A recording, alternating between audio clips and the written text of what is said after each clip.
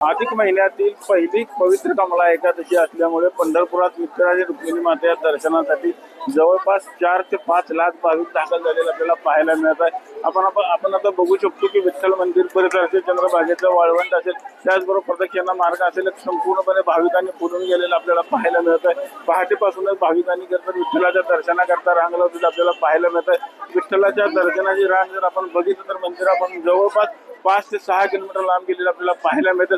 आज विठ्ठलाच्या दर्शनाकरता जवळपास 15 ते 16 तासाचा कालावधी देखील लागत आहे। पण जर बघितलं तर प्रशासनाने चोख अशी व्यवस्था करतात भाविकांकरता केलेली देखील आपल्याला पाहायला मिळतं। विशेष म्हणजे तर कालपासूनच VIP दर्शन बंद केल्यामुळे भाविकांचा करता दर्शनाच्या कालावधीमध्ये देखील 3 ते 4 तासाची बचत झालेली आपल्याला पाहायला मिळतं। एकंदरीत जर आज आपण बघितलं संपूर्ण भक्तिमय वातावरणामध्ये करता पंढरपूर शहर नावून निघालेलं आपल्याला पाहायला मिळतं। प्रदक्षिणा मार्गातील वाळवंट असतील, हरनामाच्या जयघोषाने दुमदुमून गेलेलं देखील आपल्याला पाहायला मिळतं। आज खरं तर सकाळी विठ्ठलाचं मंदिर जे आकर्षक फुलांनी देखील आज सजवण्यात आलेलं आपल्याला पाहायला मिळतं। त्यामध्ये जर बघितलं तर विठ्ठलाचं जे रूप आहे अधिकच गोजीरवान रूप आपल्याला पाहायला मिळतं आणि हेच विठ्ठलाचं दर्शन घेण्याकरता पहाटेपासूनच भाविकांनी मोठी गर्दी केलेली आपल्याला पाहायला मिळत आहे।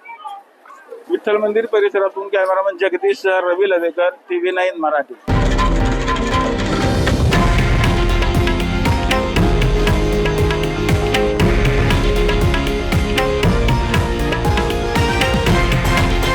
हे आहे देशातील नंबर 1 न्यूज नेटवर्क आणि आपण पाहत आहात TV9 मराठी, एकमेव।